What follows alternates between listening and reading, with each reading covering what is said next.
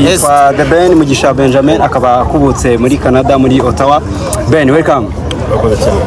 Igitaramo wagiyemo cya Rwanda Youth Convention cyagenze gute mu mboni zawe? Neza cyane, Youth Convention yagenze neza. Yahuje abanyarwanda baba muri North America, cyane cyane urubyiruko, and it was a success. The Ben, wagiye wara promises abantu kuri buze kubahereza track ebyiri harimo ya gospel ndetse n'iy'urukundo. Turaza ubu ngubu duhite twitegura indirimbo cyangwa ugiye kwitegura ubukwe nk'ibisanzwe? Ngiye kuyitegura. Twitegura ya gospel cyangwa y'urukundo? Yabibanga ibyo ngibyo. Adebe mu kiganiro watanze uha urubyiruko mbere yo gutarama wavuze mwe mu bintu byagufasha imyaka 15 ariko ugaruka ku mpamvu abafana bateza irungu n'inyota uravuga ngo ubuhugiye mu bindi bitanga umusaruro twagira ngo umare impunyenye abafana tubwire ni ibiki uhugiyemo hirya y'umuziki. Nabyo ni ibanga bo ni ibintu bi personnel na akazi nkora ku ruhande ni haso zanjye zo ku ruhande ariko nizo mu byukuri zidufasha gukomeza kuba abo turi bo ndetse no gusunika ibyo dukora.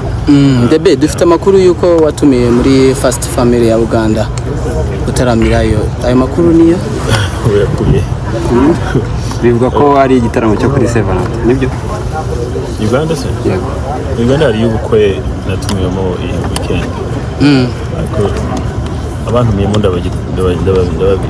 ariko ni igitaramo kirahari mu mwaka utaha February hari igitaramo kuri 14 kuri 7 The Ben, hari ifoto yawe yagaragaye uri na Element bivugwa ko iyo foto yafashwe nyuma yuko ugarutse i Kigali uvuye i Burundi gukora igitaramo.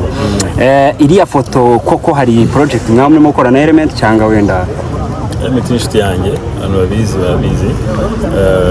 iriya foto yafashwe way before tujyana i Burundi. Yeah, I think so. Numva yafashwe gishize mbere y'uko tujya i Burundi. So nuko abantu bahita babeshya content ariko ni foto ya mbere twari turi I think twari turi guhabiga fan nano twari turi muri studio. Hanyuma The Ben, telefone yawe yarabuze mu Burundi abantu baravuga bati irabuze koko urarekeye ugura indi. Tugeze mu Rwanda dusanga RIB yakurikiranye ikirego cyayo bata muri yombi Eric cyangwa se Exdira wari ni Burundi nawe. Yaba ari we watanze ikirego wenda muri RIB cyangwa wenda n'inzego ubwazo zabyikurikiranye? Ntabwo watanze ikirego muri RIB, inzego zabikurikiranye hagati yabo.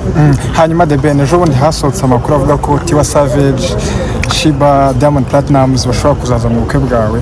Ayo makuru niyo ese niba atari nayo yaba yaraturutse? Aha turuka simpazi ubundi. Mukeka ko yabaturuka? Ntabwo mpazi ntabwo nakeka ahubwo gusa bamwe muri abo bazaza. Diamond yarakonfirmye? Diamond ntabwo yarakonfirmye. Otile Brown yakonfirmye. Tiwa Savage. Nibande bakonfirmye? Tiwa ntabwo tugana just like that. Abantu bakomeje kukugereranya na Bruce Melodie.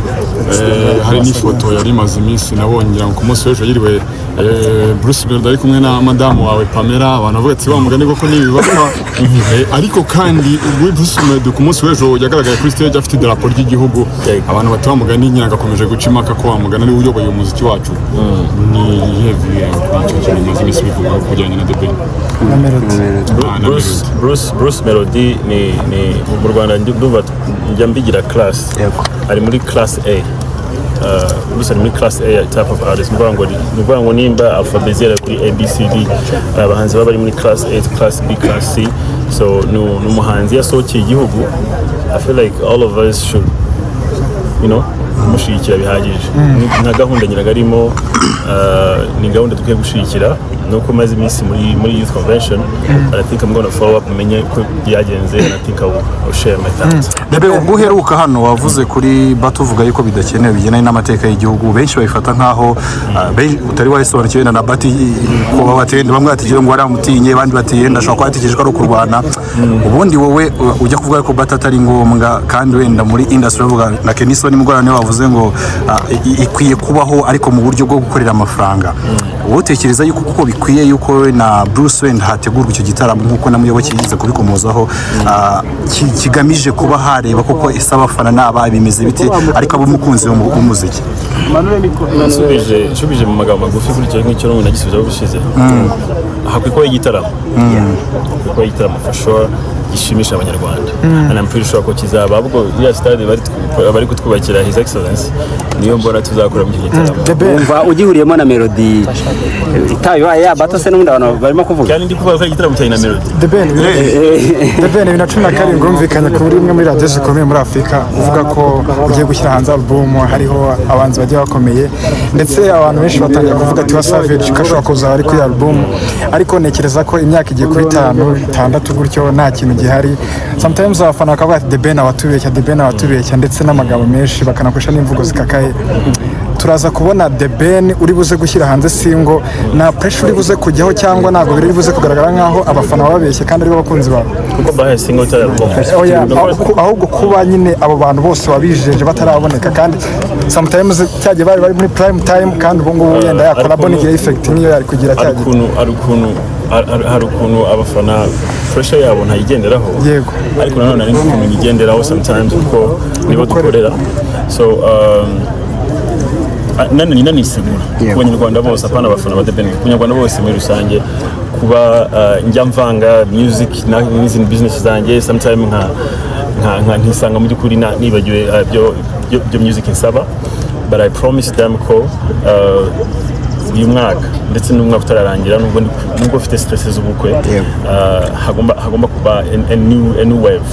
Indirimbo yawe yasohoka mbere y'ubukwe cyangwa ni nyuma yawe? Possibly ko yasohoka mbere y'ubukwe. Hanyuma uri inshuti na Melodie cyane ni umuntu mwagwendinganye since 2010 ni ibintu bya danje. Hanyuma kuba Melodie bishobora kuba bivuga ko agiye gukora gospel ndetse nawe akagaragaza ko yegura Imana mu buryo bumwe cyangwa ubundi. Iryo jambo cyangwa iyo nteruro ivuga ko Melodie yigiriye muri gospel ku mutima wa The Ben ibintu yakira gute ibintu bishimishije. First of all, choice nk'iriya ni choice ikomeye.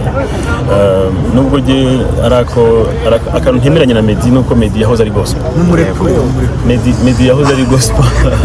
Urumva Melodie yahoze ari gospel na mbere yuko abivuga ko ari gospel. Melodie ni umuntu arabizi ko namwigiye ibintu byinshi by'ubumana ndetse niba umuntu mpamagara kandi ati ese wakurikira video uno mupasiteri kuvuga ibi n'ibi. So Melodie to me has always been umuntu ukunda Imana. Hanyuma Ben, abantu bakuzi bavuga ko uri mwiza cyane cyangwa se ufite buretse gato muri gospel uri mwiza cyane kurusha muri sekira.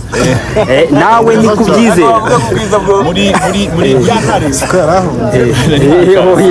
so muri gospel ababivuga nabanzi ko ngewe ni ikintu cyo gicaniro mva kuri gospel ariko nemera ko imiziki dukora ni imiziki igafasha abantu bose muri rusange, ifasha ingo, ifasha abantu batandukanye. Ntabwo bigusunikira muri gospel nawe se umunsi ariko gospel muramujyana Jihad nababwiye